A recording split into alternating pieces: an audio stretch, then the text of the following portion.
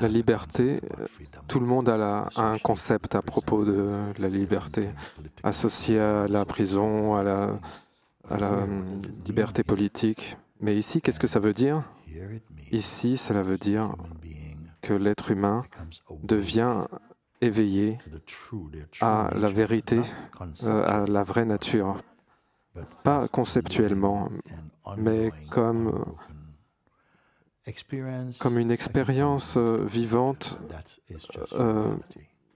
continuelle. Quand tu es libre de l'égoïsme, quand tu es libre de la personnalité qui te submerge de pensées, qui te submerge de peur, la peur de la vie ou la peur de la mort. Certaines personnes ont peur de la vie aussi.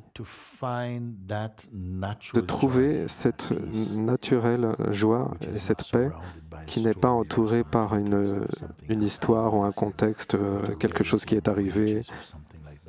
Tu as reçu un salaire supplémentaire ou qui a augmenté. Non, c'est un bonheur qui est synonyme de ta propre existence. Et une connaissance profonde, intuitive de ce que tu es, et que ce que tu es impérissable. Ce que tu es, encore une fois, ne se termine pas à la fin de ce corps. Et cette connaissance, que tu la connaîtrais au-delà même de la croyance. Comment tu sais quelque chose comme ça au-delà de la croyance? Pas que je crois à la vie après la mort, mais non, pas ça, non.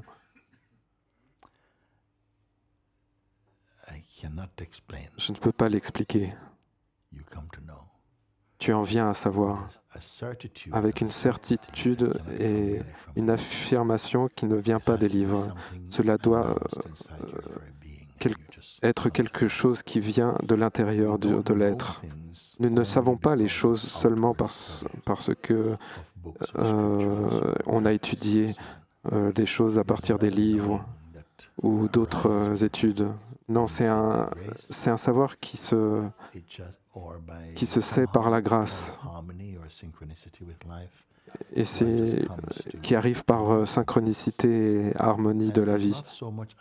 Et ce n'est pas tellement une connaissance des choses, mais une connaissance de ce que la vie est et de qui vous êtes. Mais ce n'est pas un savoir conceptuel que tu gardes dans la tête. Un être qui s'est éveillé du sommeil, et ce sommeil que j'appelle le sommeil de la personnalité, parce que tous les êtres humains sont nés avec une conviction. Ils ne sont pas nés avec une conviction, mais au moins on développe une conviction que nous sommes ce corps, premièrement, et le conditionnement qui surgit dans ce corps. Et tout ce conditionnement, est-ce que nous le questionnons? C'est regardé comme un fait premier. Mais l'être qui est éveillé sait que ce n'est pas vrai. Cet être sait qu'il est possible. Nous ne savons pas à propos des choses des autres vies. Il y a peut-être des milliers de vies qu'on a vécues. Que tu l'acceptes ou pas. Donc prenons comme point de départ que nous sommes dans cette vie, et que dans cette vie, il est possible de s'éveiller de la manière comme je le décris, d'être heureux, et un bonheur qui est tellement large que même dans ce bonheur, il y a des moments de tristesse qui apparaissent comme des nuages. Mais ces nuages ne perturbent pas le ciel. car quand tu connais ta vérité, la vérité de qui tu es, cela ne peut pas perturber cette vérité. Je ne parle pas d'un savoir que tu obtiens, mais c'est d'un savoir que tu es. On peut avoir beaucoup de croyances mais c'est une découverte dont je vous parle. C'est notre sujet numéro 1. Notre sujet numéro 2, c'est notre sujet numéro 1. Le sujet numéro 3, c'est le sujet numéro 1. Toute notre concentration est là-dessus. Notre intérêt, c'est vraiment de guider ceux dont la liberté bat dans le cœur, cette aspiration à la liberté. Ceux qui veulent trouver la complétude alors qu'ils sont là. Et si vous ne croyez pas réellement parce que vous vous demandez est-ce que c'est vraiment possible, ou bien pour les autres qui sachent qu'il y a une possibilité qui est là, mais il y a d'énormes résistances. Pour tous ceux qui s'assoient en satsang pour la découverte du soi, tout le monde va rencontrer des résistances.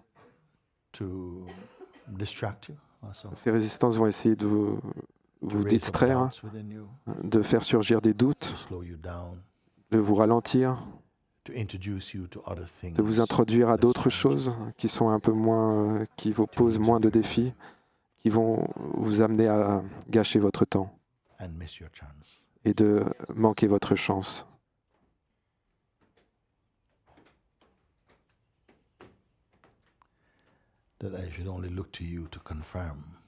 Je ne devrais pas juste... je devrais juste avoir à vous regarder pour confirmer que oui, ça existe. Et non pas juste prendre les mots de votre bouche, mais de voir et de sentir la présence de votre être. Et que s'il y a un délai dans tout ça, j'aimerais savoir pourquoi, parce que je ne sens pas que j'ai rencontré des directives qui viennent clairement de la vraie position, de la vraie place, et qui ont été faites si simples. Et pourtant, si le désir, le fort désir, le vrai fort désir n'est pas là, alors ça peut devenir de la nourriture pour le mental. Et le mental pourrait dire « Ah oui, je sais tout ça », il peut même le réciter. Mais la liberté ne va pas être juste pour les perroquets, ou vous juste répétez ce que vous avez entendu. Non, vous devez être ce que vous avez entendu. Parce que nous ne sommes pas en train de montrer ce que vous devez devenir, mais ce que vous devez redécouvrir et reconnaître, et au moins au début avoir la foi en ça, de l'aimer, de le reconnaître, jusqu'à ce que graduellement l'effort d'être là s'évanouit et tout devient naturel. Et ainsi, je mets au défi le genre de complaisance qui peuvent survenir. Parfois, nous nous rencontrons de manière plus proche avec certains êtres et quand nous rencontrons et nous regardons avec quelle identité nous rencontrons la vie. Et bien sûr, nous ressentons les choses de manière compliquée parce que la manière dont vous voyez le monde, c'est avec l'idée que vous avez de vous-même. Et moi, je vous montre cela et je vous demande, est-ce que vous pouvez voir cela? Et oui, vous reconnaissez que oui, vous pouvez voir cela. Et après, je vous demande, mais d'où est-ce que vous regardez? Et oui, après, vous pouvez confirmer que c'est la place dont vous regardez, vous pouvez vous relâcher et qu'ensuite toutes les désillusions sont écartées. Et vous pouvez enfin ensuite confirmer que vous êtes à nouveau dans votre vraie position. Cela doit être ainsi et cela doit être suivi parce qu'il y a beaucoup d'êtres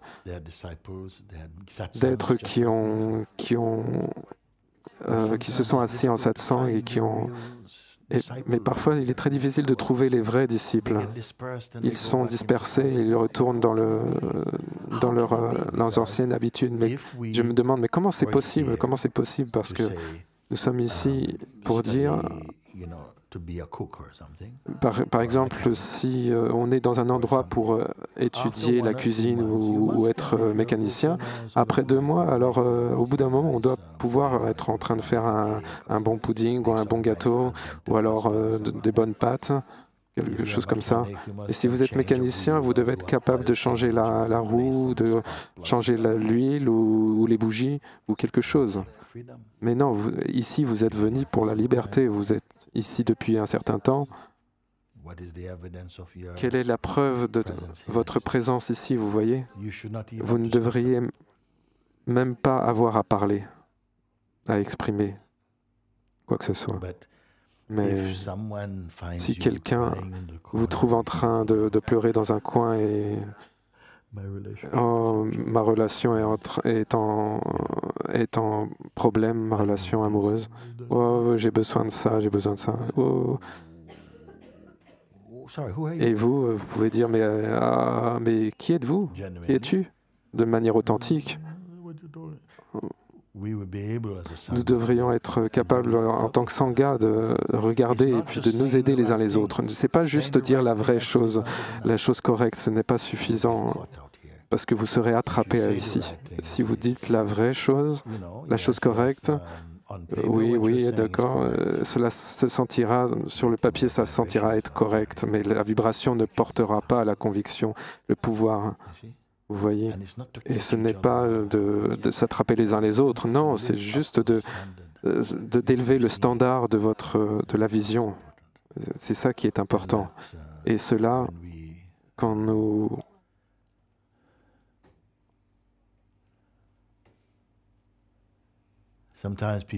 Parfois, les gens disent que « Oh, Guruji, merci pour nous accueillir ici, chez vous. » Et moi, je dis « Mais c'est chez vous aussi. » Si c'était un endroit qui devait être ma maison, non, elle ne serait pas aussi grande.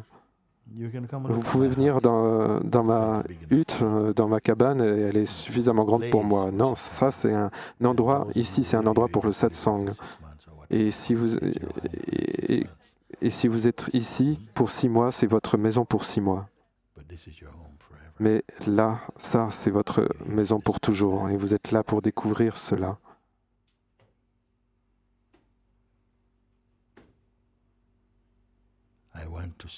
Je veux voir si et quand vous viendrez à cette compréhension immense et cette compréhension qui, je dis, est la plus grande compréhension dans le royaume humain. Pour un être humain de s'éveiller à notre nature divine dans notre cœur. Mais au même moment, il y a des forces qui jouent dans le champ de la dualité. Il n'y a pas juste que le bon qui joue. Et le mauvais aussi joue, des forces qui sont là pour te distraire, pour t'empêcher de découvrir la vérité, qui te préoccuper avec des choses qui sont périssables, qui vont te pousser à mettre toute ton énergie dans des choses que tu vas essayer d'obtenir et qui ne vont jamais finalement t'appartenir. Et même ce corps dont tu essayes de jouer, finalement, tu ne peux même pas le garder. Alors que cette vérité, tu ne peux pas la perdre. Et je n'ai rien contre ce monde. Il n'y a rien que vous voyez ici qui soit un ennemi, excepté la manière dont le mental voit la chose, et comme vous utilisez votre mental. Quand nous tombons amoureux de choses périssables, c'est comme si c'était tomber amoureux avec un nuage. On peut en jouer de ce nuage. Et s'il s'en va, ne sois pas triste. Et même ici, là, je ne suis même pas en train de souligner ça, ce que vous devez faire ou ne pas faire ça. Je ne suis pas en train de placer de nouveaux commandements. Les anciens sont suffisants, sont suffisamment bien. Mais je vous demande de suivre les indications. Maintenant, vous avez l'invitation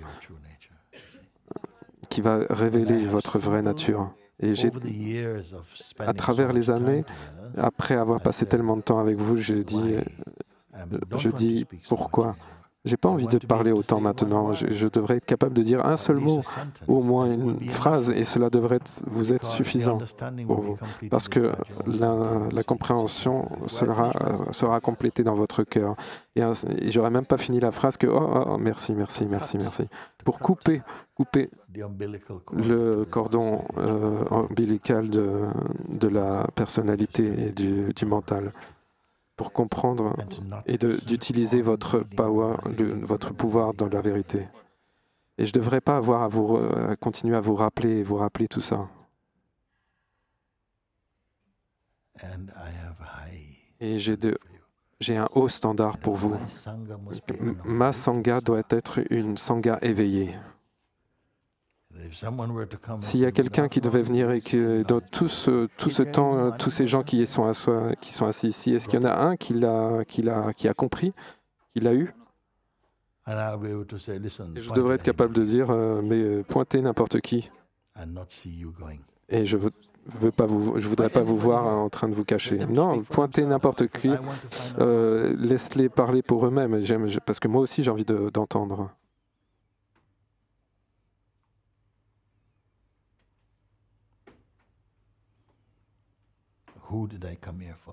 Pour qui je suis venu ici? Oui. Oui, pour vous. Et pour qui êtes-vous venu? Pour vous.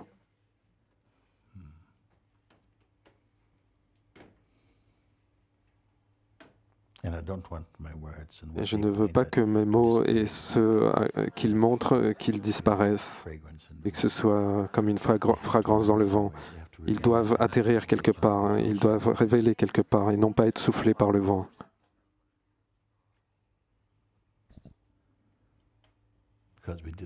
Parce que nous ne sommes pas venus ici pour une vie nouvelle et alternative, avec un nouveau style de vie. Nous sommes ici pour la vie éternelle.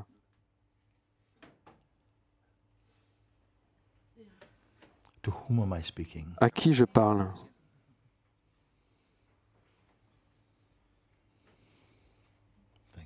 Merci.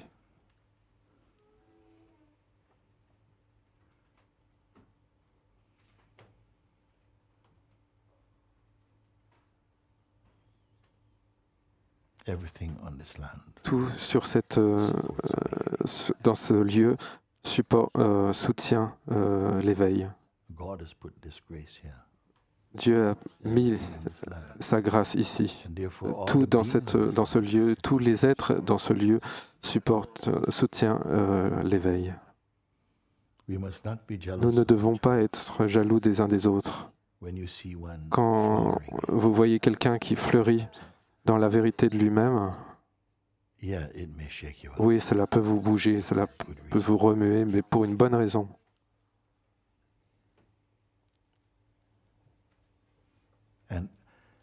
Et c'est facile de trouver des choses qui peuvent vous distraire.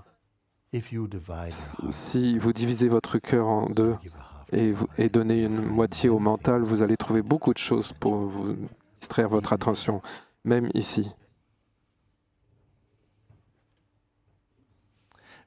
Parce que si l'histoire est vraie et que Adam et Ève, dans le Jardin d'Éden, au paradis, étaient au paradis et ont été distraits, alors soyez sûr qu'ici vous allez être distraits, d'accord? Sur cette terre. Il va venir, mais ne le traite pas juste comme un ennemi.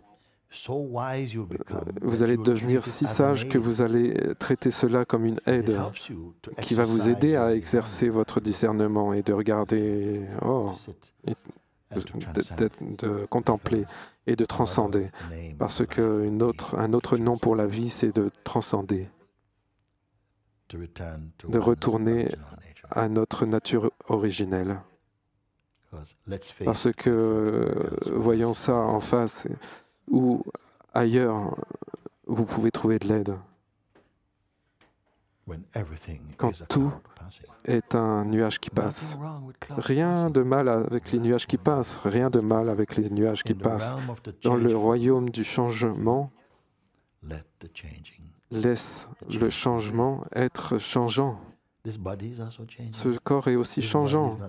Ce corps n'est pas celui que ma mère a mis au monde. Bon, d'accord, ce corps, mais ce corps ne l'est pas. Il est toujours changeant. Et aussi votre mental, et aussi votre image de soi, et ainsi votre idée à propos de vous-même. Tout ça, c'est changeant. Mais comme vous le savez, il y a quelque chose qui n'est pas changeant. Dans ce monde, très peu de crédit est donné à cela, parce que d'une manière très large, ce n'est pas reconnu. Cela, dont je ne vais même pas donner une valeur, parce que c'est beaucoup plus haut que la valeur. C'est le vrai, c'est le réel. Nous n'avons pas vraiment complètement reconnu, découvert ou même vénéré la vérité de nous-mêmes. Et donc pour beaucoup, cela reste que Dieu est un étranger sur cette planète.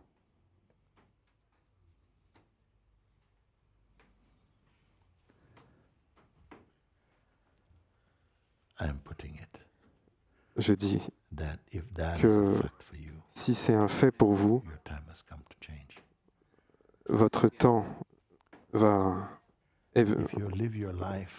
créer un changement pour vous. Si vous vivez votre vie seulement dans la personnalité, ce ne sera pas suffisant. Cela sera juste un autre chapitre dans un livre continuel, sans fin.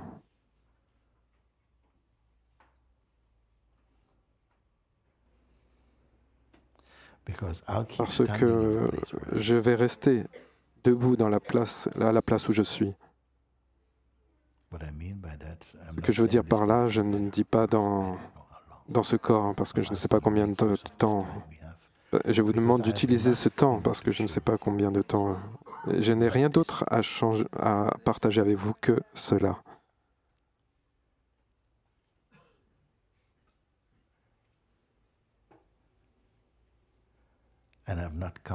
Et je ne suis pas venu pour vous donner aucun souvenir de la vérité ou de la liberté.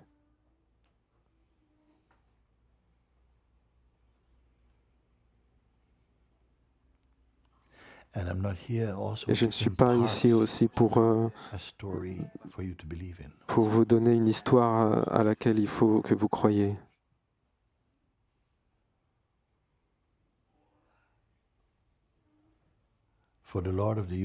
Pour les seigneurs de l'univers, il n'y a pas d'histoire. Et la conscience pure n'est pas une histoire. Si c'était une histoire, cela voudrait dire qu'elle est limitée. Et il n'est pas limité, elle n'est pas limitée. Et vous n'êtes pas non plus limité dans la vérité que vous êtes. Mais dans la personnalité, tout est limite. Et vous savez, il n'y a rien de mal avec la personnalité, pour ainsi dire, excepté que c'est une représentation qui n'est pas réelle de ce que vous êtes vraiment. Et même l'éveil à la vérité vous pouvez continuer avec votre nom et tout, votre métier et ainsi de suite, mais une nouvelle lumière sera présente en vous. Et je ne peux pas regarder ce monde et dire « Oh, c'est juste un rêve » et ainsi de suite. Non, c'est juste un rêve. Non, c'est le rêve de Dieu. Sachez-le. Et Si vous le percevez d'une manière correcte, il va vous retourner d'une manière correcte. Il n'y a rien de mal avec l'interprétation de l'ego, mais c'est tellement superficiel. Mais cette découverte est réellement disponible pour vous. Donc, ou bien vous prouvez que j'ai tort, ou bien vous prouvez que j'ai raison. Et je vais vous dire que, quel que soit l'effort que ça demande, eh ben, vous l'avez déjà en fait.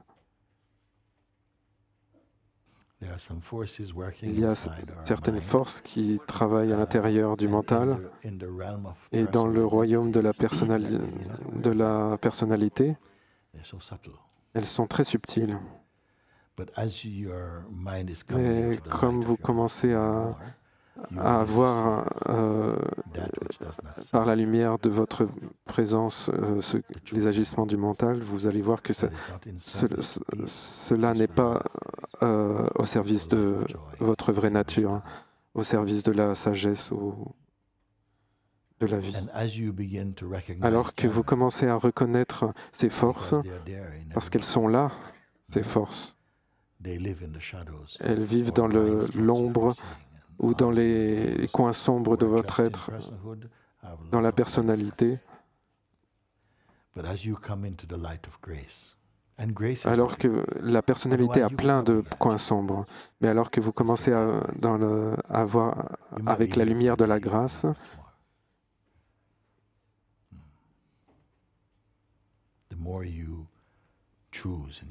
le plus vous allez choisir dans votre cœur,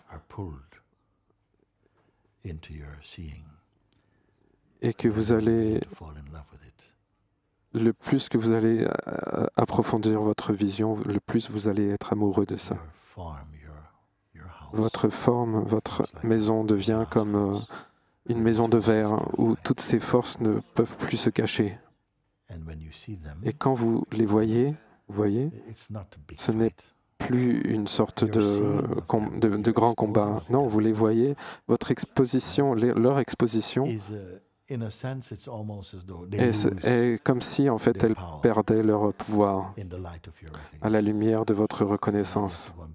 Ce n'est pas que vous avez encore à aller lutter contre elles. Non, elles perdent leur influence quand vous devenez plus clair par rapport à votre vraie nature. Donc n'ayez vraiment pas peur.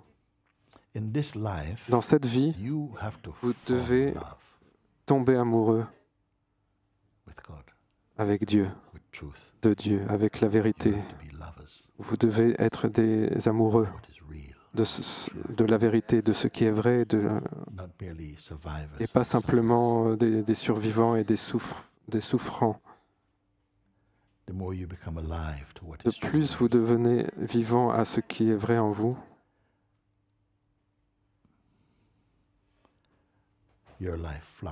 votre vie fleurit avec ça, avec cette présence, ce pouvoir de la vision. Et je vous rappelle juste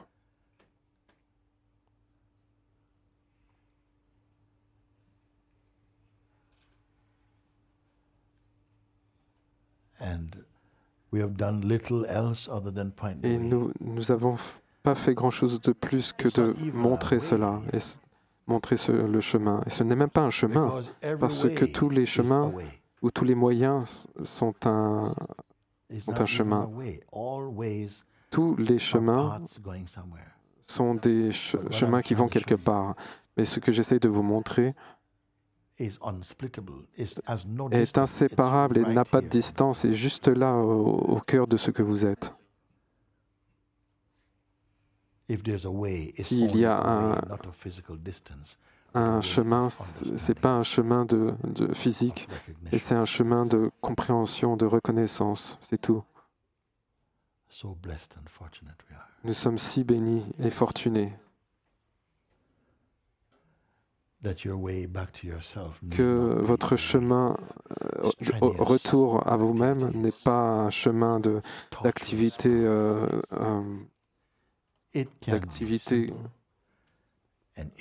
avec effort. Cela peut être difficile, mais cela peut être aussi complètement sans effort. Parce que si vous voulez faire, si vous avez beaucoup d'ego, eh ben cela ne vous sera même pas intéressant. Mais si vous avez goûté à cette vérité, alors cela va amener des aspirations suffisantes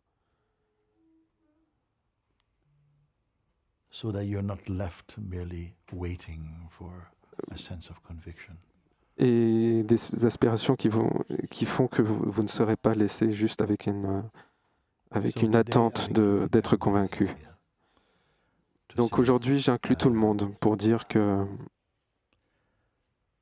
y a-t-il quelqu'un ici que je devrais me laisser dehors de cette invitation? Non.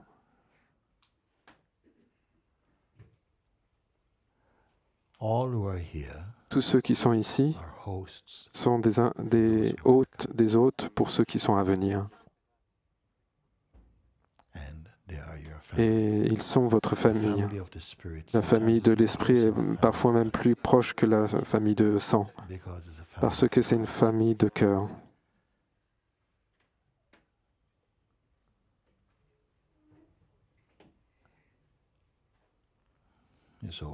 Donc, rendez-leur service.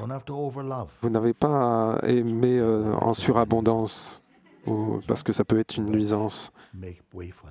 Mais faites-leur un chemin, servez-les. Faites-leur place. C'est tout pour le moment. Je peux dire merci pour votre attention et merci encore aussi pour votre ouverture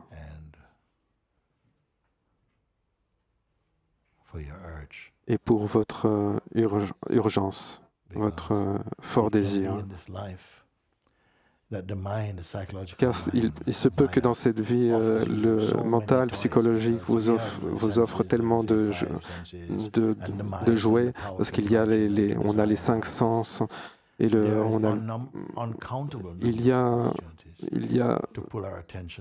d'innombrables opportunités d'être distrait avec la poursuite des plaisirs momentanés, ainsi de suite. Pour celui dont le mental est tourné vers la vérité, vers la découverte complète, pour regarder pour la vérité, parce qu'on est poussé à ne pas s'arrêter ou à reporter. Rare est celui-là. Mais même pour un seul, cela vaut la peine.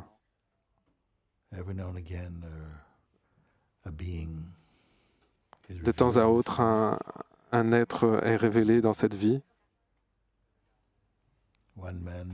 Un homme, 2000 ans plus tôt, a donné sa vie.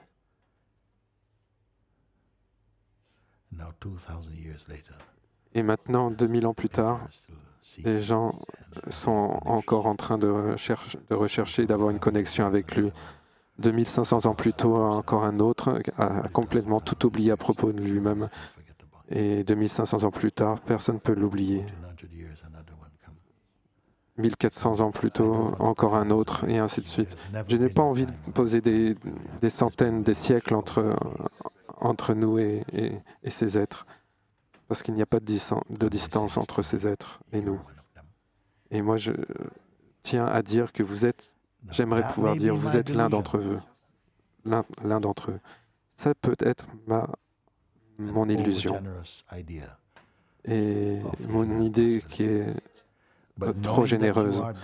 Mais sachant que vous êtes déjà cela, au-delà du doute, il y a juste ce qu'il reste juste à faire, c'est cette reconnaissance et de fleurir là-dedans. Est-ce que je vous parle à vous? Oui. Merci, merci.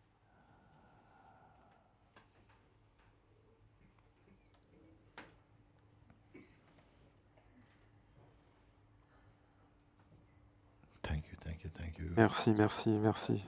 Alléluia. Alléluia, alhamdoulilah, merci, merci. Dieu vous bénisse.